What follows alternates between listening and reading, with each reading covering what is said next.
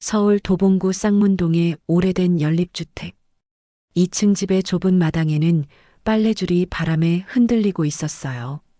윤정이는 마당 한쪽에 놓인 작은 평상에 앉아 남편 이정우의 장례 준비물들을 정리하고 있었습니다. 68세의 정희 얼굴에는 깊은 주름이 패여 있었지만 눈빛만은 여전히 또렷했어요. 30년을 같이 살았는데 이 사람이 나한테 사랑한다는 말 한 번 제대로 했던가. 정희는 혼잣말을 중얼거리며 검은 리본을 만지작거렸습니다. 남편 이정우는 72세였어요. 15년 전 부도로 쓰러진 뒤로는 말 한마디 제대로 못하는 몸이 되어 10년을 버텼거든요. 정희는 안방으로 들어가 옷장을 열었어요. 구석에 쌓인 약통들이 눈에 들어왔습니다. 혈압약, 당뇨약, 뇌경색 후유증 약. 매일 아침마다 챙겨 먹였던 약들이었어요. 이제 안 챙겨도 되겠네. 정희는 쓸쓸히 웃으며 약통들을 하나씩 쓰레기 봉투에 넣기 시작했습니다. 거실벽에 걸린 가족 사진을 바라봤어요. 1990년대 초반에 찍은 사진이었죠. 딸 미영이가 고등학생일 때였어요. 그때만 해도 이정우는 건설회사를 운영하며 제법 잘 나가는 사업가였거든요. 하지만 그것도 잠깐이었죠. IMF가 터지면서 모든 게 무너져 내렸어요. 미영아, 아빠 돌아가셨다. 정희는 휴대폰을 들고 딸에게 전화를 걸었습니다. 미영이는 결혼 후 대구로 이사가서 10년 넘게 서울에 얼굴 한번 비추지 않았어요. 엄마, 미안해요. 회사 일이 너무 바빠서. 장례식은 언제예요? 미영이의 목소리는 차갑기만 했습니다. 모레부터 사흘간 할 예정이다. 올 수 있겠니? 글쎄요. 일단 남편이랑 상의해 볼게요. 전화가 끊어진 후 정희는 한숨을 깊게 내쉬었어요. 자식도 남편 장례에 올지 말지 고민하는 마당에 과연 누가 조문을 와줄까 싶었거든요. 이정우가 쓰러진 후로는 친구들과의 연락도 모두 끊어졌고 친척들도 하나둘 연락이 뜸해졌어요. 정희는 부엌으로 가서 물을 한 잔 마셨습니다. 냉장고에는 병든 남편을 위해 만들어뒀던 죽과 미음이 아직 남아 있었어요. 이것들도 이제 버려야겠네. 정희는 쓰레기통에 음식들을 버리며 생각했습니다. 15년 동안 간병하느라 자신의 인생은 완전히 멈춰버렸다고요. 저녁 무렵 정희는 남편의 옷가지를 정리하기 시작했어요. 낡은 양복들과 셔츠들을 하나씩 꺼내면서 추억을 되짚어 봤습니다. 신혼 때 함께 백화점에서 산 넥타이도 있었고 회사 창립 기념일에 받은 시계도 있었죠. 그래도 젊을 때는 나름 멋있었는데. 정희는 이정우의 흑백 청년 시절 사진을 들여다봤어요. 키도 크고 어깨도 넓었던 남자였거든요. 하지만 결혼 후에는 점점 무뚝뚝해지고 집에도 늦게 들어오기 일쑤였어요. 장례 첫날 아침, 정희는 검정 한복을 입고 상복을 매만졌습니다. 장례식장에는 생각보다 많은 사람들이 와주지 않았어요. 동네 이웃 몇 명과 옛날 회사 동료 서너 명 정도였죠. 딸 미영이는 결국 남편과 함께 내려왔지만 표정이 내내 어두웠어요. 엄마, 아빠 보험은 어떻게 돼 있어요? 미영이가 조용히 물었습니다. 보험이라고 할 게 뭐 있겠니? 회사 망하고 나서 다 해지했어. 그럼 연금은요? 그것도 기대하지 마라. 다 까먹었다. 미영이는 더 이상 묻지 않았어요. 대신 휴대폰만 들여다보며 시간을 때웠습니다. 밤이 되자 조문객들은 모두 돌아갔어요. 정희는 혼자 남은 빈 장례식장에서 남편의 영정사진을 바라봤습니다. 이제 다 끝났네. 나 좀 살 수 있겠다. 정희는 처음으로 조용히 미소를 지었어요. 그건 슬픔의 미소가 아니라 마침내 긴 터널을 빠져나온 안도의 미소였습니다. 장례 둘째 날 저녁, 마지막 문상객이 돌아간 후 정희는 혼자 남은 빈 장례식장에서 정리를 하고 있었어요. 딸 미영이는 오후에 급한 일이 있다며 먼저 대구로 내려갔고 이제 정말 아무도 남지 않았습니다. 내일이면 정말 끝이겠네. 정희는 시든 국화꽃들을 정리하며 혼잣말을 했어요. 사흘장이니 내일 오전에 화장장에 가면 모든 게 끝나는 거죠. 그때였습니다. 실례합니다. 정희는 고개를 돌렸어요. 장례식장 입구에 중년 여자가 서 있었습니다. 검정 정장에 검정 구두, 단정하게 올린 머리. 50대 후반쯤 되어 보이는 여자였어요. 얼굴은 처음 보는데 묘하게 익숙한 느낌이 들었습니다. 누구세요? 정희가 물었어요. 여자는 천천히 다가와서 이정우의 영정사진 앞에 깊숙이 절을 올렸습니다. 그 모습이 마치 가족처럼 자연스러웠어요. 정희는 뭔가 이상한 기분이 들었습니다. 안녕하세요. 저는 서지혜라고 합니다. 서지혜요? 처음 듣는 이름인데. 우리 남편과 어떤 사이세요? 지혜는 잠시 망설이더니 정희의 눈을 똑바로 바라보며 말했어요. 그 사람 제 남편이었어요. 20년을 같이 살았습니다. 정희는 귀를 의심했어요. 뭐라고요? 지금 뭐라고 하신 거예요? 이정우 씨는 제 남편이었습니다. 부산에서 저와 함께 살았어요. 정희는 한동안 말을 잇지 못했어요. 머릿속이 하얘졌다가 금세 붉게 달아올랐습니다. 장난해요, 지금? 미친 소리 하지 마세요. 여기가 어딘 줄 아세요?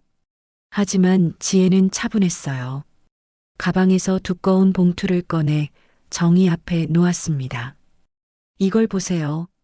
정희는 떨리는 손으로 봉투를 열었어요.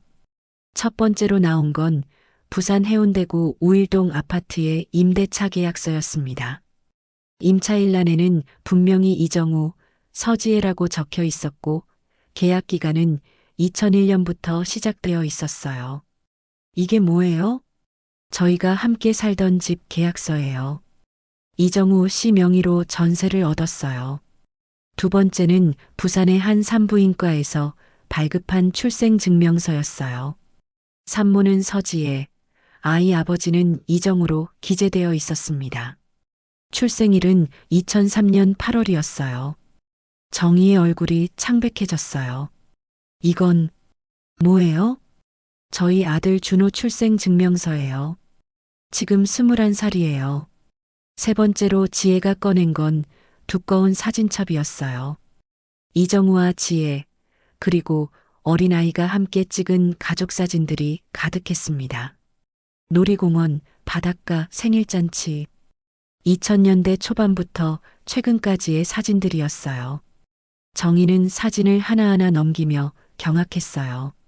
사진 속 이정우는 자신과 함께 있을 때와는 완전히 다른 사람 같았거든요. 밝게 웃고 있는 모습, 아이를 안고 있는 다정한 모습들이었어요. 이 사진들 언제 찍은 거예요? 대부분 주말에 찍었어요. 정우 씨가 서울에서 일한다고 해서 평일에는 집에 없었거든요. 그래도 주말에는 꼭 부산에 내려와서 저희와 시간을 보냈어요. 정희는 무릎에 힘이 빠지는 걸 느꼈어요. 그럼 당신은? 저는 정우 씨의 아내라고 생각하고 살았어요. 물론 혼인신고는 안 했지만 그 사람이 이미 결혼했다는 건 전혀 몰랐어요. 그냥 혼인신고를 미루고 있다고만 생각했어요. 지혜는 네 번째 서류를 꺼냈어요. 이것도 보세요. 그건 부산시내은행에서 발급한 통장 사본이었어요. 예금주는 이정우였는데 매달 일정한 금액이 입금되고 있었습니다. 생활비 명목이었어요. 정우 씨가 저희 생활비를 매달 보내줬어요. 아이 학비, 제 생활비 모든 걸 책임져 줬거든요. 정희는 영정사진을 바라봤어요. 이 사람, 나를 완전히 속였네. 지혜도 영정사진을 바라보며 말했어요. 저도 너무 당황스러워요. 정우 씨가 돌아가셨다는 소식을 신문 부고란에서 봤거든요. 그런데 상주가 다른 분이더라고요. 그래서 여기까지 온 거예요? 네. 마지막 인사라도 드리고 싶었어요. 그리고 진실을 확인하고 싶었어요. 정의는 주저앉고 싶었지만 꼭 견뎠어요. 그럼 당신은 20년 동안 모르고 산 거예요? 네. 정말 몰랐어요. 정우 씨가 저만 사랑한다고 했거든요. 잠시 침묵이 흘렀어요. 두 여자 모두 같은 남자에게 속았다는 사실을 받아들이기 어려워했습니다. 지혜가 먼저 입을 열었어요. 혹시 정우 씨가 부산에 자주 출장 간다고 하지 않았나요? 정희는 고개를 끄덕였어요. 맞아요. 일주일에 서너 번은 부산에 간다고 했어요. 건설 현장 관리 때문이라고. 저한테는 서울에 본사가 있어서 회의 때문에 자주 올라간다고 했어요. 월요일 아침에 올라가서 금요일 저녁에 내려온다고요. 두 사람은 서로를 바라봤어요. 이제야 퍼즐 조각이 맞춰지기 시작했습니다. 이정우는 서울과 부산을 오가며 완전히 다른 두 개의 삶을 살아온 거였어요. 그 사람, 정말 지독하네요. 정의가 떨리는 목소리로 말했어요. 지혜는 마지막으로 휴대폰을 꺼내 정의에게 보여줬어요. 이 사진도 보세요. 휴대폰 화면에는 작년 크리스마스에 찍은 사진이 있었어요. 이정우와 지혜, 그리고 대학생이 된 아들이 함께 웃고 있는 모습이었습니다. 정희는 완전히 말을 잃었어요. 작년 크리스마스? 그때 이정우는 감기에 걸렸다며 며칠 동안 누워 있었거든요. 그런데 실제로는 부산에서 다른 가족과 함께 크리스마스를 보내고 있었던 거였어요. 그 사람이 아플 때도 부산에 갔었나요? 정희가 간신히 물었어요. 무슨 병이요? 뇌경색이요. 15년 전에 쓰러져서 말도 제대로 못했어요. 지혜는 충격받은 표정을 지었어요. 정말요? 저는 전혀 몰랐어요. 그 사람이 그런 큰 병을 앓았다는 걸. 그럼 최근까지도 부산에 내려갔다는 말이에요? 네. 한 달에 한두 번은 꼭 내려왔어요. 물론 예전만큼 자주는 아니었지만 정희는 허탈한 웃음을 터뜨렸어요. 그럼 나 혼자 간병한 거네요. 15년 동안 혼자서. 지혜도 충격에 빠져 있었어요. 저는 정말 몰랐어요. 정우 씨가 그렇게 아픈 줄도, 다른 가족이 있다는 것도. 두 여자는 더 이상 말을 하지 못했어요. 각자가 받은 충격이 너무 컸고 이 상황을 어떻게 받아들여야 할지 알 수 없었습니다. 그날 밤 정희는 잠을 이룰 수 없었어요. 서지혜가 보여준 사진들이 머릿속에서 계속 맴돌았습니다. 특히 이정우가 아이를 안고 환하게 웃고 있던 모습이 잊혀지지 않았어요. 자신과 함께 있을 때는 한 번도 그런 표정을 짓지 않았거든요. 새벽 5시 정희는 일어나서 안방 옷장을 뒤지기 시작했어요. 뭔가 단서가 있을 거라는 생각이 들었거든요. 이정우의 양복 주머니를 하나씩 뒤져봤지만 별다른 건 없었어요. 그러다 서랍 맨 아래쪽에서 이상한 가방을 발견했습니다. 검정색 서류 가방이었는데 평소에 보지 못했던 거였어요. 가방을 열어보니 정희는 경악했습니다. 편지 뭉치가 가득 들어 있었거든요. 모두 서지의 이름으로 온 편지들이었어요. 이정우가 서울에서 부산으로 보낸 편지들도 있었고, 지혜가 부산에서 서울로 보낸 답장들도 있었습니다. 정희는 떨리는 손으로 편지 하나를 펼쳤어요. 정우야, 준호가 어제 첫걸음말을 했어. 당신이 봤으면 좋았을 텐데. 빨리 부산에 내려와. 우리 가족이 기다리고 있어. 편지 날짜는 2004년 10월이었어요. 그때 정희는 이정우가 사업 실패로 우울해하고 있다고 생각했는데 실제로는 다른 여자와 아이 때문에 행복해하고 있었던 거였어요. 다른 편지도 읽어봤어요. 지혜야, 서울 일이 복잡해서 이번 주는 못 내려갈 것 같아. 준호한테 아빠가 바빠서 못 간다고 전해줘. 다음 주에는 꼭 갈게. 정희는 그 시기를 기억했어요. 이정우가 회사 일로 스트레스 받는다며 집에서도 말수가 줄어들었던 때였거든요. 하지만 실제로는 부산에 있는 다른 가족을 그리워하고 있었던 거였어요. 가방 안에는 편지뿐만 아니라 다른 것들도 있었어요. 임신 확인서도 있었고 아이 초음파 사진도 있었습니다. 심지어 서울에서 부산 고속버스 티켓들도 한 묶음 들어 있었어요. 이 사람이 이렇게 치밀하게 숨겨왔다고? 정희는 분노에 떨었어요. 오전 10시쯤 딸 미영이에게 전화를 걸었습니다. 미영아, 엄마가 물어볼 게 있어. 뭐예요, 엄마? 아빠가 어릴 때부터 외박이 많았잖아. 전화 너머로 한동안 침묵이 흘렀어요. 엄마는 정말 몰랐어요? 뭘 몰랐다는 거야? 아빠 다른 여자 있는 거요. 정희는 말문이 막혔어요. 뭐라고? 저 중학교 때부터 알았어요. 아빠 휴대폰에서 지혜라는 이름으로 온 문자 본 적 있거든요. 그때 물어봤더니 아빠가 회사 직원이라고 했는데 내용이 이상했어요. 왜 엄마한테 말 안 했어? 말했으면 뭐가 달라졌겠어요? 그냥 모른 척 하는 게 나을 것 같았어요.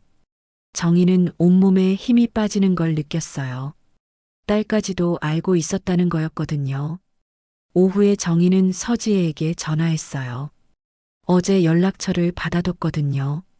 지혜 씨, 저 윤정희예요. 만날 수 있을까요? 네, 어디서 만날까요? 우리 집으로 오세요. 보여드릴 게 있어요. 1시간 후 지혜가 도봉구 집에 왔어요. 정희는 발견한 가방을 식탁 위에 올려놨습니다. 이걸 보세요. 지혜는 편지들을 하나씩 읽어보며 놀란 표정을 지었어요. 이 편지들, 제가 쓴 거예요. 그럼 이것도 아시겠네요. 정희는 임신 확인서를 내밀었어요. 지혜는 고개를 끄덕였어요. 준호를 임신했을 때예요. 그때가 언제죠? 2002년이요. 정희는 계산해 봤어요. 그때 이정우는 사업이 어려워지기 시작할 때였어요. 집에서는 걱정된다고 하면서 실제로는 다른 여자의 임신을 기뻐하고 있었던 거였거든요. 지혜 씨, 솔직히 물어볼게요. 정우가 당신한테 어떤 남자였어요?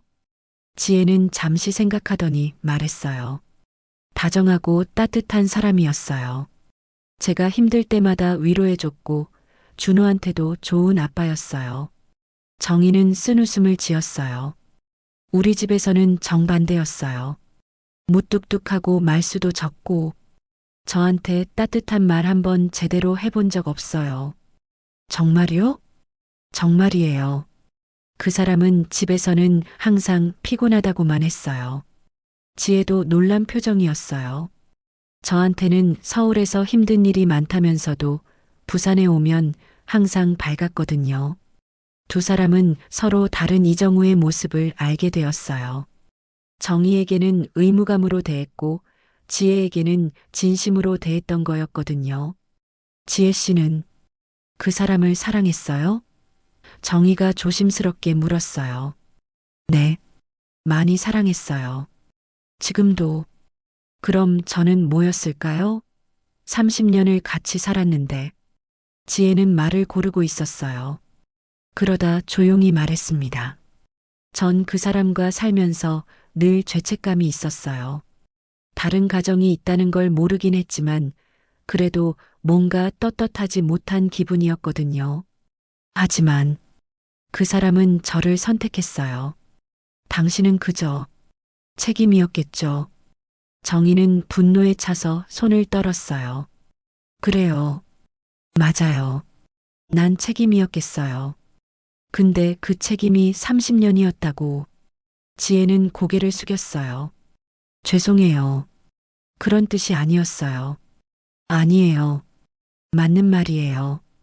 그 사람한테 난 그냥 짐이었을 거예요. 정희는 결혼 사진을 집어들더니 반으로 찢어버렸어요. 이 사진도 가짜였네요. 그 사람 마음은 진작 다른 데 가 있었는데 지혜는 조용히 지켜보고 있었어요. 정희의 분노와 상처가 얼마나 깊은지 알 수 있었거든요. 그런데 지혜 씨 궁금한 게 있어요. 뭐요? 그 사람이 아팠을 때 정말 모르셨어요? 지혜는 고개를 끄덕였어요. 정말 몰랐어요. 그냥 나이가 들어서 체력이 떨어진다고 생각했어요. 그럼 저 혼자 간병한 거네요. 15년 동안. 미안해요. 지혜 씨가 미안할 게 뭐 있어요. 우리 둘 다 속은 거잖아요. 하지만 정희의 마음속에는 분노가 점점 커지고 있었어요. 자신은 병든 남편을 돌보며 청춘을 다 바쳤는데 그 사람은 다른 곳에서 행복을 찾고 있었다는 게 너무 억울했거든요. 지혜 씨, 마지막으로 하나만 더 물어볼게요. 네. 그 사람이 당신한테 사랑한다고 말했어요? 지혜는 잠시 망설이더니 고개를 끄덕였어요. 자주 했어요. 정희는 더 이상 참을 수 없었어요. 30년 결혼 생활에서 단 한 번도 들어보지 못한 말을 다른 여자는 자주 들었다니요. 나가세요. 네. 지금 당장 나가세요. 더 이상 보고 싶지 않아요. 지혜는 일어서며 말했어요. 정말 죄송해요. 저도 몰랐어요. 알았으면 뭐가 달라졌겠어요? 그냥 가세요. 지혜가 나간 후 정희는 혼자 남아 눈물을 흘렸어요.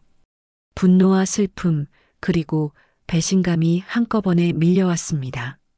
자신의 인생이 완전히 거짓이었다는 걸 깨달았거든요. 서지혜가 떠난 후 사흘이 지났어요. 정희는 그동안 집안에만 틀어박혀 있었습니다. 밥도 제대로 먹지 않고 잠도 설치며 멍하니 천장만 바라보고 있었어요. 머릿속에서는 계속 같은 생각이 맴돌았습니다. 30년이 다 거짓이었다니.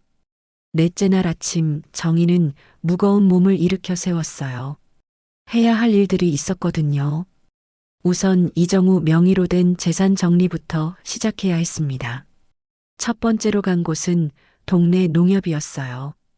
이정우 명의 통장들을 정리하려고 했거든요. 고인의 통장 정리하러 왔어요. 정희는 창구 직원에게 말했어요. 신분증과 사망진단서 가져오셨나요? 서류를 제출하고 기다리는 동안 직원이 컴퓨터를 보더니 이상한 표정을 지었어요. 죄송한데요. 이 통장 잔고가 거의 없어요. 뭐라고요? 10만 원 정도밖에 안 남아 있어요. 그런데 작년까지만 해도 매달 큰 금액이 출금되고 있었네요. 정희는 통장 거래 내역을 자세히 봤어요. 매달 200만 원씩 꾸준히 출금되고 있었는데 받는 사람 이름이 서지혜였습니다. 이 사람이 마지막까지도. 정희는 말을 잇지 못했어요. 두 번째로 간 곳은 보험회사였어요. 이정우가 가입했던 생명보험을 확인하려고 했거든요. 피보험자가 이정우 씨 맞죠? 잠깐만요.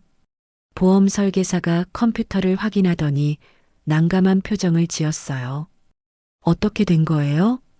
보험금 수익자가 변경되어 있어요. 작년에 서지혜 씨로 바뀌었네요. 정희는 의자에서 일어날 수 없었어요. 그게 무슨 말이에요? 보험금 2천만 원을 서지혜 씨가 받도록 되어 있어요. 이미 지급 완료되었고요. 언제요? 일주일 전이요. 사망신고 직후에 바로 처리됐네요. 정희는 어지러움을 느꼈어요. 보험금까지 다른 여자가 가져간 거였거든요. 그럼 저는 뭘 받을 수 있는 거예요? 죄송하지만 법적 배우자라 하더라도 수익자가 변경되면 보험금을 받을 수 없어요. 세 번째로 간 곳은 부동산 중개사무소였어요. 집 문제를 확인해야 했거든요. 이 집 등기부 좀 떼주세요. 정희는 자신이 살고 있는 집 주소를 적어줬어요. 등기부등본을 받아보니 더 큰 충격이 기다리고 있었어요.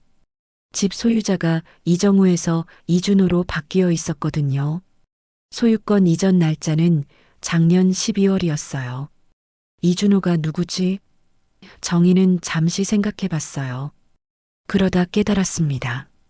서지혜의 아들 이름이었거든요. 아저씨, 이 소유권 이전이 언제 된 거예요? 작년 12월 15일이네요. 증여로 이전됐어요. 증여요? 네. 아버지가 아들한테 집을 넘겨준 거죠. 정희는 다리에 힘이 빠져 벤치에 주저앉았어요. 자신이 30년 동안 살던 집까지 다른 사람 명의가 된 거였거든요. 마지막으로 간 곳은 법무사 사무실이었어요. 유언장이 있는지 확인하려고 했거든요. 고인이 유언장을 남겼는지 확인하고 싶어요. 법무사는 검색을 해보더니 고개를 끄덕였어요. 있네요. 작년에 작성하셨어요. 내용을 볼 수 있을까요? 유언장을 보는 순간 정희는 완전히 절망했어요. 나 이정우는 정신이 온전한 상태에서 이 유언장을 작성합니다. 나의 모든 재산은 서지혜와 이준호에게 상속합니다. 윤정희에게는 이 집에서 1년 동안 거주할 권리만 부여합니다. 이게 말이 돼요? 정희는 떨리는 목소리로 물었어요. 법적으로는 유효한 유언장이에요. 공증도 받았고요. 그럼 저는 쫓겨나는 거예요? 유언장대로라면 1년 후에는 집을 비워야 해요. 정희는 법무사 사무실을 나와 멍하니 거리를 걸었어요. 통장에는 돈이 없고 보험금도 다른 사람이 가져갔고 집도 다른 사람 것이 되었어요. 30년 결혼 생활의 결과가 이것뿐이라니요. 카페에 들어가 커피를 시켜놓고 생각에 잠겼어요. 이 사람이 정말 죽어서까지 날 내쫓으려고 했구나. 그때 휴대폰이 울렸어요. 서지혜에게서 온 문자였습니다. 정희 씨, 죄송하지만 꼭 드리고 싶은 말씀이 있어요. 시간 되실 때 연락 주세요. 정희는 바로 전화를 걸었어요. 뭔 일이에요? 정희 씨, 만나서 얘기할 수 있을까요? 중요한 얘기가 있어요. 무슨 얘기요? 유언장 말이에요. 정우가 남긴. 정희는 깜짝 놀랐어요. 당신도 알고 있었어요? 네. 어제 변호사한테서 연락 왔어요. 1시간 후 두 사람은 동네 찻집에서 만났어요. 지혜는 서류 봉투를 들고 왔습니다. 이걸 보세요. 지혜가 유언장 사본을 꺼냈어요. 정희는 다시 한번 그 내용을 봤어요. 볼 때마다 분노가 치밀었습니다. 지혜 씨는 이걸 어떻게 생각해요? 지혜는 고민하는 표를 지었어요. 솔직히 말하면 죄책감이 들어요. 왜요? 정희 씨가 30년 동안 그 사람을 돌봤는데 모든 재산을 저희가 가져가는 게 맞나 싶어서요. 정희는 지혜를 자세히 봤어요. 그럼 어떻게 하자는 거예요? 반반 나누는 게 어떨까요? 저도 준호도 그게 맞다고 생각해요. 하지만 정희는 고개를 저었어요. 싫어요. 왜요? 지혜 씨한테 동정받고 싶지 않아요. 그리고 정희는 잠시 말을 멈췄다가 계속했어요. 그 사람이 저한테 준 건 책임뿐이었어요. 사랑도 행복도 없었어요. 그런데 재산까지 못 받으면 저는 정말 아무것도 없는 거예요. 지혜는 이해한다는 듯 고개를 끄덕였어요. 정희 씨, 그럼 어떻게 하실 거예요? 정희는 결심한 듯 말했어요. 싸울 거예요. 네. 법으로 싸울 거예요. 그 사람이 저를 속이고 다른 가정을 꾸린 것도 재산을 마음대로 처분한 것도 다 불법이에요. 지혜는 걱정스러운 표정을 지었어요. 그럼 저희도 지혜 씨를 벌주겠다는 게 아니에요. 그 사람한테 받은 상처를 제 몫으로 돌려받겠다는 거예요. 그날 밤 정희는 혼자 집에 앉아 생각했어요. 30년 동안 순종적인 아내로만 살아왔지만 이제는 달랐어요. 더 이상 당하고만 있을 수 없었거든요. 이 사람, 죽어서까지 날 우습게 보네. 하지만 나 절대 가만히 안 있어. 정희는 결혼사진이 들어있던 액자를 집어들더니 바닥에 내던졌어요. 액자가 깨지는 소리와 함께 정희 마음속에서도 뭔가 깨지는 소리가 났습니다. 그건 순종적이고 참을성 많던 옛날의 윤정이었어요. 내일부터 시작이야. 진짜 전쟁 시작이야.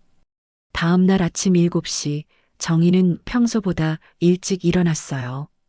거울을 보니 며칠 동안 제대로 먹지 못해서 얼굴이 많이 야위어 있었지만 눈빛만은 예전과 달랐어요. 결연하고 단호한 의지가 담겨 있었거든요. 오늘부터 시작이다. 정희는 혼잣말을 하며 검정 블라우스와 회색 치마를 입었어요. 가장 단정해 보이는 옷이었거든요. 오전 9시 정희는 서초동에 있는 가정전문 법률사무소를 찾아갔어요. 인터넷으로 밤새 검색해서 찾은 곳이었습니다. 안녕하세요. 상담받고 싶어서 왔어요. 정희는 접수 데스크에 말했어요. 어떤 문제로 오셨나요? 남편이 바람을 피웠는데 재산도 다 넘겨줬어요. 접수 직원은 상담 신청서를 내밀었어요. 작성해 주시고 잠시 기다려 주세요. 30분 후 정희는 변호사 사무실로 안내됐어요. 김미진 변호사는 40대 중반의 여성이었는데 차분하면서도 예리한 인상이었어요. 어떤 일로 오셨는지 자세히 말씀해 주세요. 정희는 지난 며칠간 알게 된 모든 걸 차근차근 설명했어요. 서지혜의 존재, 아들의 존재, 20년간 계속된 이중생활, 그리고 유 원장과 재산 이전까지. 김미진 변호사는 메모를 하며 중간중간 질문했어요. 증거는 어느 정도 있으신가요? 편지들, 사진들, 통장 거래 내역, 그리고 서지혜 씨가 보여준 서류들이 있어요. 좋습니다. 그럼 이 사안은 여러 측면에서 접근할 수 있어요. 변호사는 컴퓨터를 보며 설명하기 시작했어요. 첫째, 남편분이 법적 배우자가 있으면서 다른 여성과 사실혼 관계를 유지한 건 민법상 혼인 의무 위반이에요. 둘째, 부부 공동 재산을 일방적으로 처분한 것도 문제가 돼요. 그럼 제가 이길 수 있다는 말씀이세요? 가능성은 충분해요. 하지만 쉽지는 않을 거예요. 김 변호사는 책장에서 법전을 꺼내 보여줬어요. 민법 제840조에 따르면 배우자는 혼인관계를 성실히 유지해야 할 의무가 있어요. 이를 위반했을 경우 손해배상 청구가 가능하죠. 손해배상이요? 네. 정신적 피해에 대한 위자료와 재산상 손해에 대한 배상 모두 가능해요. 정희는 희망을 느끼기 시작했어요. 구체적으로 어떻게 진행되는 거예요? 여러 소송을 동시에 제기해야 해요. 첫째는 유 원장 무효 소송, 둘째는 재산분할 청구 소송, 셋째는 위자료 청구 소송이에요. 변호사는 종이에 그림을 그리며 설명했어요. 유 원장 무효부터 설명드릴게요. 남편분이 유 원장을 작성할 당시 정신 상태가 온전했는지, 그리고 법정 상속인인 부인의 유류분을 침해했는지 검토해야 해요. 유류분이 뭐예요? 법정 상속인이 최소한 받을 수 있는 상속분이에요. 배우자의 경우 전체 상속 재산의 2분의 1은 보장받을 수 있어요. 정희는 고개를 끄덕였어요. 그 다음은 재산 분할이에요. 결혼 생활 30년 동안 형성된 부부 공동 재산을 일방적으로 처분한 것은 무효라고 주장할 수 있어요. 집도 되찾을 수 있을까요? 가능해요. 특히 부인 몰래 아들 명의로 증여한 것은 사회행위에 해당할 수 있어요. 김 변호사는 계속 설명했어요. 마지막으로 위자료 청구인데 이게 가장 중요할 수 있어요. 20년간 바람을 피우고 다른 가정을 꾸린 것은 명백한 혼인 의무 위반이거든요. 얼마나 받을 수 있을까요? 사안의 심각성을 고려하면 최소 5천만 원에서 1억 원까지도 가능해요. 정희는 놀랐어요. 그런 큰 금액을 생각해 본 적이 없었거든요. 하지만 상대방도 변호사를 선임할 테니 쉽지 않을 거예요. 특히 서지혜 씨 측에서는 자신들도 피해자라고 주장할 가능성이 높아요. 그래도 해보고 싶어요. 이대로 당하고만 있을 수는 없어요. 김 변호사는 정희의 결연한 표정을 보며 고개를 끄덕였어요. 알겠습니다. 그럼 우선 증거 수집부터 시작해야 해요. 혹시 더 찾을 수 있는 자료가 있으면 모두 가져와 주세요. 네, 알겠습니다. 참고로 소송 기간은 최소 1년에서 2년 정도 걸릴 수 있어요. 그리고 비용도 만만치 않아요. 비용이 얼마나 들까요? 착수금만 3천만 원 정도, 성공 보수까지 합치면 상당한 금액이 나올 거예요. 정희는 잠시 망설였어요. 당장 그런 돈이 없었거든요. 돈이 지금 당장은 없어요. 후불제도 가능해요. 소송에서 이기면 받은 돈에서 변호사 비용을 지불하는 거죠. 정말요? 네. 이 정도 사안이면 승소 가능성이 높다고 판단돼요. 정희는 깊게 숨을 들이쉬었어요. 그럼 해보겠어요. 김 변호사는 위임장을 꺼냈어요. 그럼 위임장부터 작성해 주세요. 서류를 작성하는 동안 김 변호사가 말했어요. 한 가지 더 말씀드릴 게 있어요. 이 소송이 시작되면 서지혜 씨와는 완전히 적대 관계가 돼요. 지금까지는 같은 피해자라는 동질감이 있었을지 모르지만 이제는 달라져요. 상관없어요. 어차피 그 사람과 친해질 생각도 없고 제 권리를 찾는 게 우선이에요. 그리고 소송 과정에서 남편분의 비밀들이 더 많이 드러날 수도 있어요. 감정적으로 힘들 수 있어요. 정희는 단호하게 말했어요. 이미 충분히 힘들어요. 더 이상 나빠질 것도 없어요. 일주일 후 정희는 모든 서류를 준비해서 다시 법무사무소를 찾았어요. 이정우의 편지들, 통장 거래 내역, 부동산 등기부등본, 보험 서류까지 가방 가득히 들고 왔습니다. 증거 자료를 다 가져왔어요. 정희는 서류들을 책상 위에 펴놓았어요. 김 변호사는 하나씩 검토하며 만족스러운 표정을 지었어요. 훌륭해요. 이 정도면 충분히 승산이 있어요. 특히 이 편지들이 결정적이에요. 변호사는 이정우가 서지혜에게 보낸 편지 하나를 들어보였어요. 여기 보세요. 나는 지혜와 준호만 생각하며 살고 있다고 적혀 있어요. 이건 명백히 혼인 의무를 위반한 증거죠. 그럼 이제 소송을 시작하는 거예요? 네. 우선 법원에 소장을 제출할게요. 유언장 무효와 재산분할, 위자료 청구를 모두 포함해서요. 김 변호사는 컴퓨터로 소장 초안을 작성하기 시작했어요. 이 과정에서 서지혜 씨 측에도 통지가 갈 거예요. 그때부터 본격적인 법정 싸움이 시작되는 거죠. 정희는 긴장되면서도 한편으로는 속이 시원했어요. 드디어 자신의 권리를 찾기 위한 첫걸음을 내딛는 거였거든요. 변호사님, 제가 이기려면 어떻게 해야 해요? 우선 재판 과정에서 감정적으로 흔들리면 안 돼요. 그리고 혹시 더 발견되는 증거가 있으면 즉시 알려주세요. 네, 알겠습니다. 김 변호사는 정희를 바라보며 말했어요. 정희 씨, 이 싸움은 단순히 돈을 위한 게 아니죠? 네. 제 인생의 존재 증명이에요. 30년이 헛되지 않았다는 걸 보여주고 싶어요. 좋은 마음가짐이에요. 그런 마음으로 끝까지 포기하지 마세요. 법무사무소를 나오며 정희는 하늘을 올려다봤어요. 구름이 많이 끼어 있었지만 구름 사이로 햇빛이 비쳐나오고 있었습니다. 이정우, 당신이 날 죽은 사람 취급했지만 난 아직 살아있어.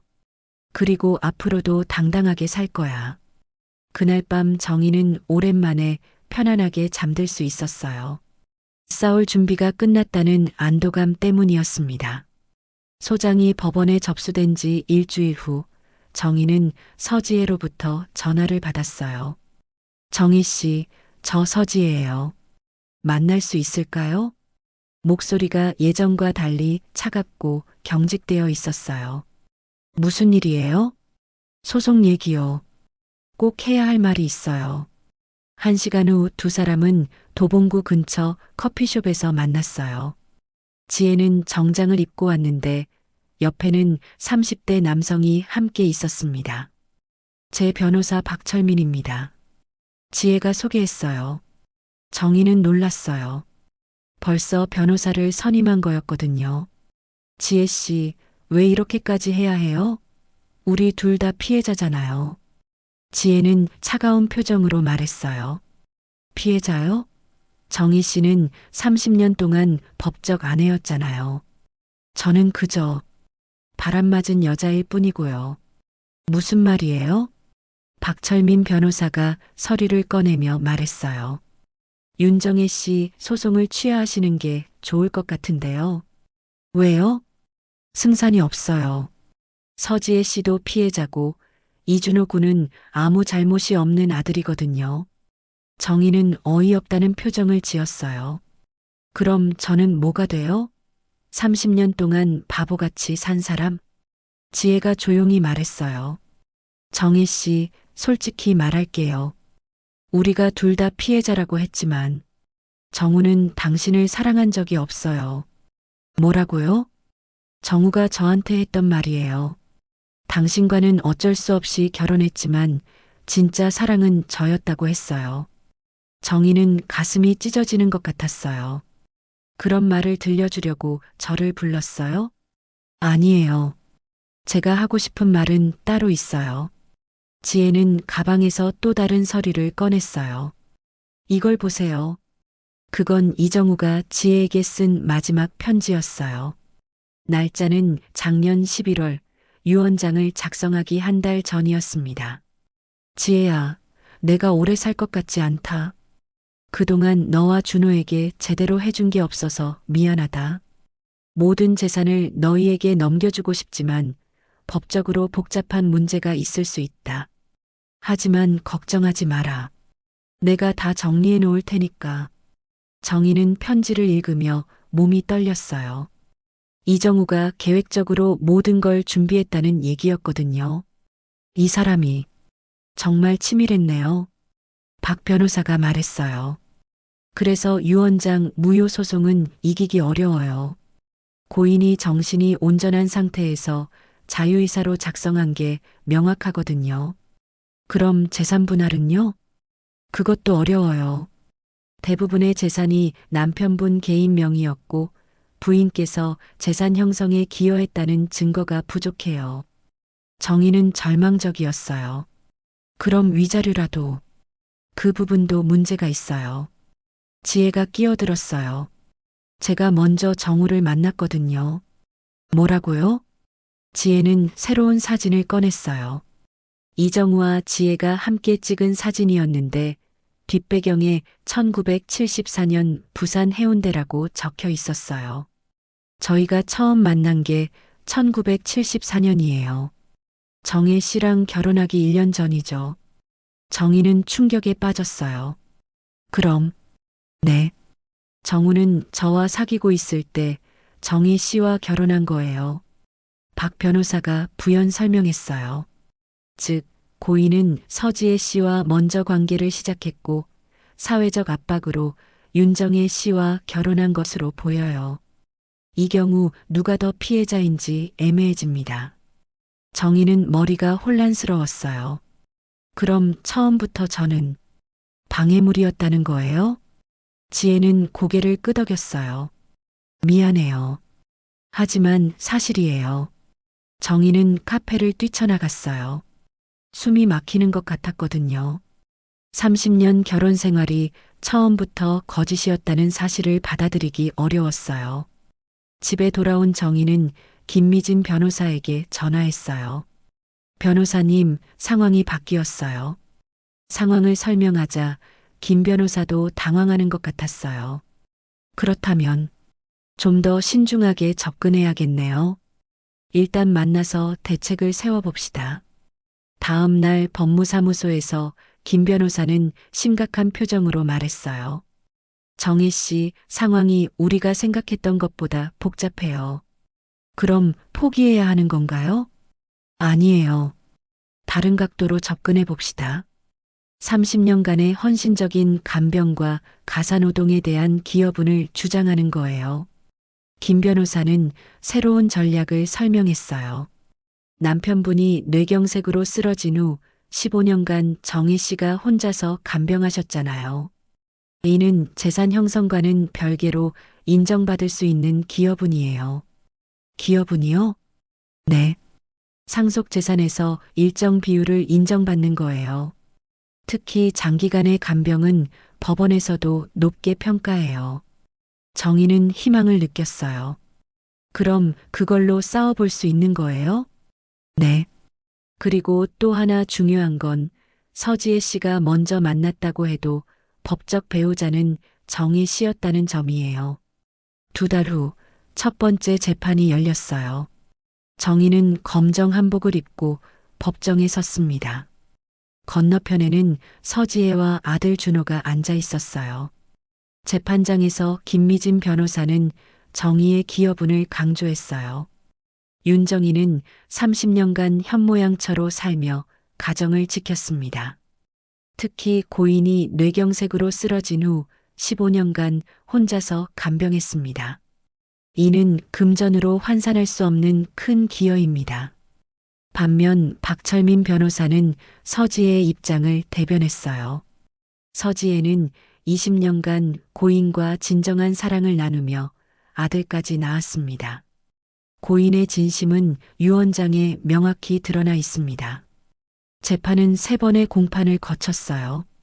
정희는 매번 법정에 서서 자신의 30년을 증언했습니다. 저는 그 사람이 쓰러진 후 단 하루도 병원을 빠뜨린 적이 없어요. 말도 못하고 움직이지도 못하는 사람을 15년간 돌봤어요. 그게 사랑이 아니면 뭐예요? 서지혜도 증언대에 섰어요. 저는 정우와 진정한 사랑을 나눴어요. 그 사람도 저를 사랑했고, 그래서 모든 재산을 저희에게 맡긴 거예요. 재판이 진행될수록 두 여자의 대립은 더욱 격해졌어요. 3달 후 마침내 판결이 내려졌어요. 피고 서지혜와 이준호의 재산 상속은 무효로 한다. 고인 이정우의 유언장은 법적 배우자인 원고 윤정희의 유류분을 침해하였으므로 부분 무효로 판단한다. 정희는 귀를 의심했어요. 윤정희는 30년간의 혼인 관계와 15년간의 간병 기여를 인정받아 전체 상속 재산의 70%를 상속받는다. 정희는 그 순간 울지 않았어요. 그저 조용히 숨을 내쉬며 말했어요. 이제야 진짜 끝났네. 법정을 나오며 서지혜가 다가왔어요. 정희 씨, 지혜 씨, 이제 우리는 남남이에요. 더 이상 할 말은 없어요. 정희는 뒤돌아보지 않고 법원을 나왔어요. 30년 만에 처음으로 자신의 가치를 인정받는 순간이었습니다. 판결이 확정된 지 한 달이 지났어요. 정희는 그동안 재산 정리와 각종 서류 정리에 바빴습니다. 집도 다시 자신 명의로 돌아왔고 보험금도 받을 수 있게 되었어요.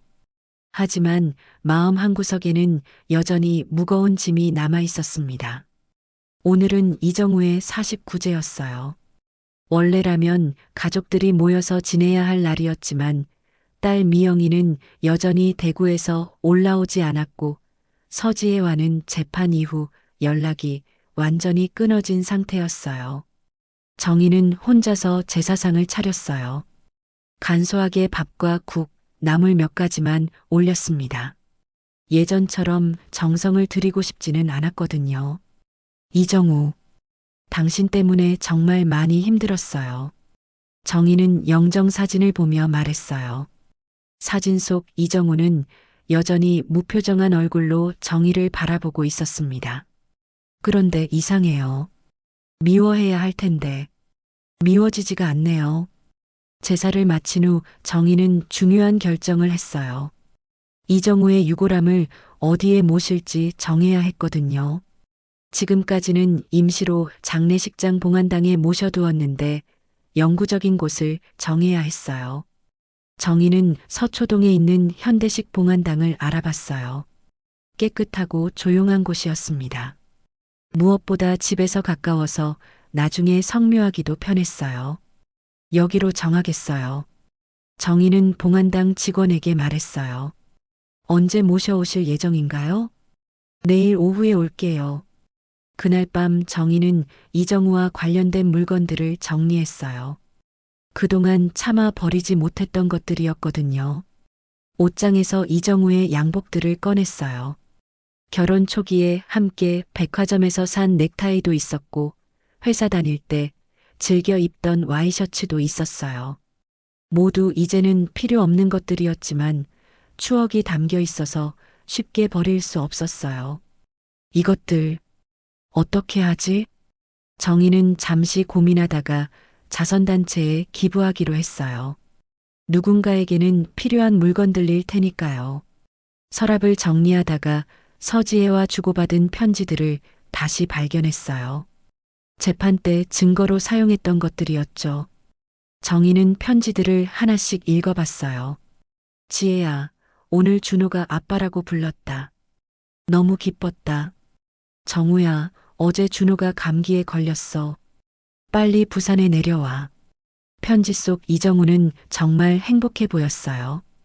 자신과 함께 있을 때와는 완전히 다른 사람 같았거든요.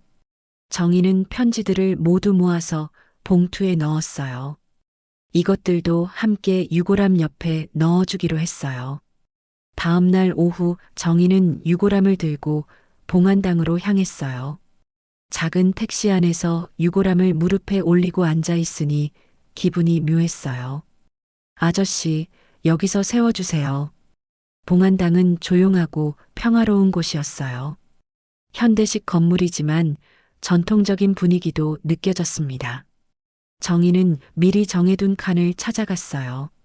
3층 가운데쯤에 있는 자리였는데 창 밖으로 작은 정원이 보였어요. 여기가 당신이 머물 곳이에요. 정희는 유골함을 조심스럽게 안치대에 올려놓았어요. 그리고 옆에 준비해 온 봉투를 놓았습니다. 봉투 안에는 찢어진 혼인신고서, 복사본이 들어 있었어요. 그리고 정희가 15년간 적어온 간병일지도 들어 있었어요. 매일매일 이정우의 상태를 기록한 일기장이었거든요. 이게 당신이 저한테 남긴 거예요. 책임, 거짓말, 죄책감. 정희는 마지막으로 이정우의 유언장 원본을 꺼냈어요. 재판에서 부분 무효 판결을 받았지만 원본은 여전히 남아 있었어요. 이것도 함께 가져가세요. 이제 더 이상 저를 괴롭히지 마요. 정희는 유언장을 찢어서 봉투에 넣었어요. 그리고 봉투를 유골함 옆 작은 공간에 넣었습니다. 봉안당 칸 문을 닫기 전에 정희는 마지막으로 이정우에게 말했어요. 이정우 씨, 30년 동안 당신 아내로 살았어요. 힘들었지만 그래도 최선을 다했어요. 정희는 잠시 말을 멈췄다가 계속했어요. 당신이 서지혜 씨를 더 사랑했다는 것도 이제 알아요. 처음엔 억울하고 화가 났지만 지금은 이해해요. 사랑은 억지로 할 수 있는 게 아니니까요. 정희는 깊은 숨을 들이쉬었어요. 하지만 한 가지는 확실해요. 저도 제 나름대로 당신을 사랑했어요. 그 사랑이 일방적이었다고 해서 가짜는 아니에요. 정희는 봉안당 칸 문을 천천히 닫았어요. 이제 진짜 끝이에요. 당신 아내로 살던 지난 세월은 이 문 뒤에 두고 갑니다. 문이 완전히 닫히자 정희는 한동안 그 자리에 서 있었어요. 30년의 시간이 마침내 끝나는 순간이었습니다. 봉안당을 나오며 정희는 뒤돌아보지 않았어요. 예전 같으면 몇 번이고 뒤를 돌아봤을 텐데 이번엔 달랐어요. 밖으로 나오니 따뜻한 봄 햇살이 쏟아지고 있었어요. 벚꽃이 만개한 가로수길이 아름다웠습니다. 정희는 깊게 숨을 들이마셨어요. 공기가 새롭게 느껴졌거든요. 버스 정류장에서 버스를 기다리는 동안 정희는 휴대폰을 꺼냈어요. 딸 미영이에게 문자를 보냈습니다. 미영아, 아빠 봉안당에 모셨다. 주소 보내줄 테니 시간 될 때 한번 와라. 곧 미영이에게서 답장이 왔어요. 엄마, 수고하셨어요. 다음 주말에 남편이랑 같이 갈게요. 정희는 작은 미소를 지었어요. 오랜만에 딸과 연락이 닿았거든요. 집으로 돌아가는 버스 안에서 정희는 창밖을 바라봤어요. 거리의 사람들이 모두 바쁘게 걸어가고 있었어요. 각자의 인생을 살아가는 사람들이었죠. 나도 이제 내 인생을 살아야지. 정희는 그런 생각을 했어요. 68세, 늦은 나이지만 아직 늦지 않았다고 생각했거든요. 집에 도착한 정희는 거울을 봤어요. 며칠 전까지만 해도 지치고 슬픈 표정이었는데 오늘은 조금 달라 보였어요. 윤정희, 이제 진짜 시작이야. 정희는 거울 속 자신에게 말했어요. 그리고 그 순간 정희는 슬픔이 아닌 안도를 느꼈어요.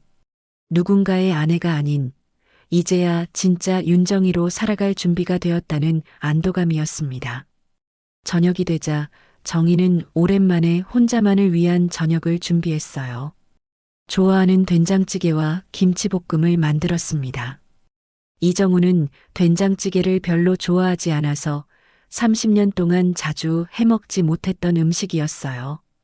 이제 내가 좋아하는 걸 해먹을 수 있겠네. 정희는 혼자 저녁을 먹으며 내일 할 일들을 생각해 봤어요.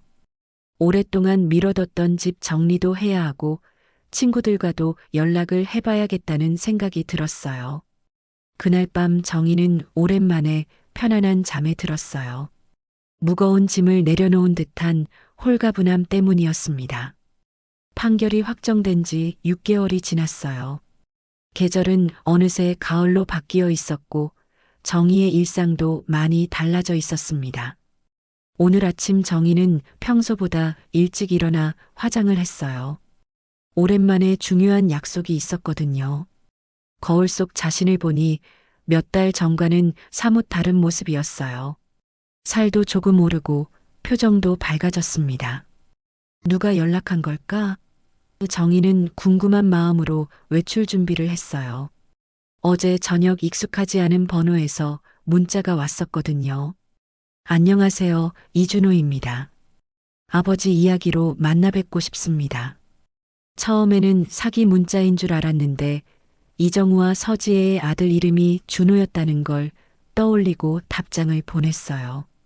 오전 10시 정희는 홍대 근처 카페에서 누군가를 기다리고 있었어요. 조금 뒤 문을 열고 들어온 건 21살 정도로 보이는 젊은 남자였어요. 키가 크고 마른 체형에 대학생다운 캐주얼한 옷차림이었습니다. 윤정희 이모님이시죠? 저 이준호예요. 정희는 놀랐어요. 이정우를 정말 많이 닮아 있었거든요. 특히 눈매가 똑같았어요. 안녕, 준호야. 갑자기 연락해서 무슨 일이니? 준호는 조심스럽게 자리에 앉으며 말했어요.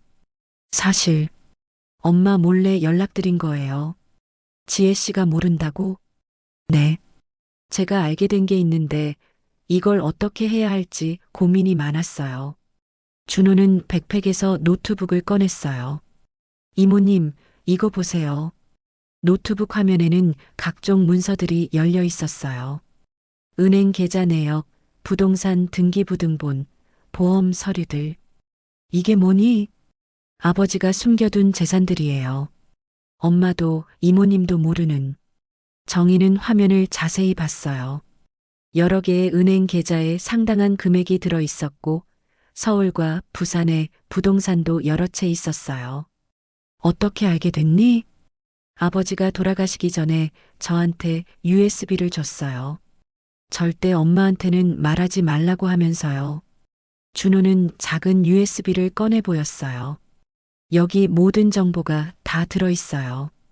비밀번호, 계좌번호, 부동산 서류, 다 있어요. 정희는 충격에 빠졌어요. 재판 때 공개된 재산이 전부가 아니었던 거예요. 대충 계산해 봤는데 15억 원 정도 되는 것 같아요. 15억이라고? 네. 그런데 문제는 준호가 망설이더니 말했어요. 이 재산들 대부분이 이모님 명의로 되어 있어요. 내 명의라고? 준호는 노트북 화면을 바꿔서 보여줬어요. 여기 보세요. 이 강남 오피스텔, 제주도 땅, 이 계좌들 모두 윤정희 이모님 명의예요. 정희는 서류를 하나씩 확인해 봤어요. 정말로 자신의 이름으로 되어 있었지만 전혀 기억이 없었어요. 이상해. 나는 이런 거 해본 적이 없는데. 아버지가 이모님 도장과 신분증을 몰래 사용해서 만든 것 같아요. 저도 조사하면서 알았거든요. 준호는 계속 설명했어요. 아버지가 이모님과 결혼한 후에도 계속 사업을 했었나 봐요. 근데 실패할 걸 대비해서 이모님 명의로 안전한 재산들을 만들어둔 거죠. 정희는 어이없다는 표정을 지었어요. 그럼 법적으로는 내 재산이라는 거야? 맞아요. 그런데 이모님이 모르셨으니 실질적으로는 아버지가 관리한 거죠. 준호는 잠시 말을 멈췄다가 진지하게 말했어요. 이모님, 솔직히 말씀드릴게요. 전 아버지를 존경하지 않아요. 왜? 제가 고등학교 때부터 알고 있었어요. 아버지한테 다른 가족이 있다는 걸요. 정희는 놀랐어요. 어떻게 알았니? 아버지 휴대폰을 잠깐 빌렸는데 이모님이랑 찍은 사진들이 있더라고요. 그때부터 의심했어요. 준호는 쓴웃음을 지었어요. 그런데 엄마는 아버지만 바라보고 살았거든요. 차마 말할 수가 없었어요. 그래서 혼자 알고 있었구나. 네. 그런데 대학 와서 법학 공부하면서 더 화가 났어요. 아버지가 한 일들이 얼마나 나쁜 건지 알게 되니까요. 준호는 노트북을 닫으며 말했어요. 그래서 이 재산들을 이모님께 돌려드리고 싶어요. 원래 이모님 명의니까 당연한 거고 무엇보다 이모님이 받으셔야 할 몫이라고 생각해요. 정희는 한동안 말이 없었어요. 21살 젊은이가 이런 어른스러운 결정을 내린다는 게 놀라웠거든요. 준호야, 고맙다. 하지만 너희 어머니는 어떻게 할 거니? 엄마는 요즘 새로운 분을 만나고 계세요. 뭐라고? 부산에서 식당 하시는 분이에요. 좋은 분 같아요. 엄마도 이제 아버지에게서 벗어나려고 하시는 것 같고요. 정희는 복잡한 기분이었어요. 그럼 너는? 저는 군대 갔다 와서 로스쿨 갈 계획이에요. 변호사가 돼서 이모님 같은 분들을 도와드리고 싶어요. 정희는 준호의 진심 어린 눈빛을 봤어요. 정말 고마워, 준호야. 하지만 이런 큰 일을 혼자 결정하면 안 돼. 이미 다 준비했어요. 내일 이모님과 함께 은행 가서 정식으로 확인받으시면 돼요. 그때 준호의 휴대폰이 울렸어요. 엄마, 네. 친구들이랑 있어요. 저녁에 들어갈게요. 전화를 끊은 준호가 말했어요. 엄마가 오늘 그분과 데이트하신대요. 정말 오랜만에 행복해 보이세요. 정희는 묘한 기분이었어요. 모든 게 새로운 국면을 맞고 있는 것 같았거든요. 준호야, 마지막으로 하나만 물어볼게. 왜 이렇게까지 하는 거니? 준호는 잠시 망설이더니 솔직하게 말했어요. 이모님을 처음 봤을 때부터 미안했어요. 저희 때문에 이모님이 얼마나 힘드셨을지. 너희 잘못이 아니야. 그래도요. 그리고 무엇보다 준호는 목소리를 낮춰 말했어요. 아버지한테 복수하고 싶어요. 복수? 아버지가 가장 아끼던 그 재산으로 이모님이 행복해지시는 게 가장 완벽한 복수라고 생각해요. 정희는 깜짝 놀랐어요. 21살 청년의 입에서 나온 말이라고는 믿기지 않을 정도로 성숙한 생각이었거든요. 알겠어. 그럼 내일 같이 가자. 정말요? 응. 그런데 조건이 있어. 뭐든지 말씀하세요. 정희는 미소를 지으며 말했어요. 그 돈으로 나는 상담센터를 만들 거야. 나처럼 속임당한 여성들을 돕는 곳 말이야. 그리고 너 대학 등록금이랑 로스쿨 비용도 내가 댈게. 준호는 눈물이 글썽해졌어요. 이모님, 준호야, 고마워. 정말로. 다음 날 모든 절차가 끝났어요. 정희는 하루아침에 15억 원의 재산을 되찾게 되었습니다. 집으로 돌아온 정희는 거울을 봤어요. 68세의 나이가 무색할 정도로 눈빛이 살아있었어요. 이정우, 당신이 마지막에 준 이 선물. 제대로 써먹을게. 그날 저녁 정희는 딸 미영이에게 전화했어요. 미영아, 엄마가 사업 시작한다. 엄마가요? 무슨 사업이에요? 여성 상담센터. 엄마처럼 억울한 일 당한 사람들 도와주는 일이야.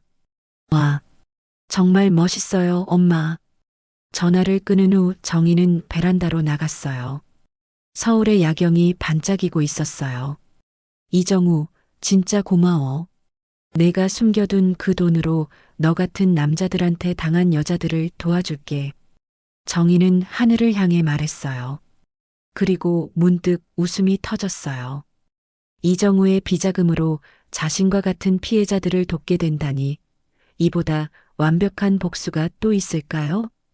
그날 밤 정희는 지금까지의 인생에서 가장 깊고 편안한 잠에 들었습니다. 진짜 새로운 시작이 기다리고 있었거든요.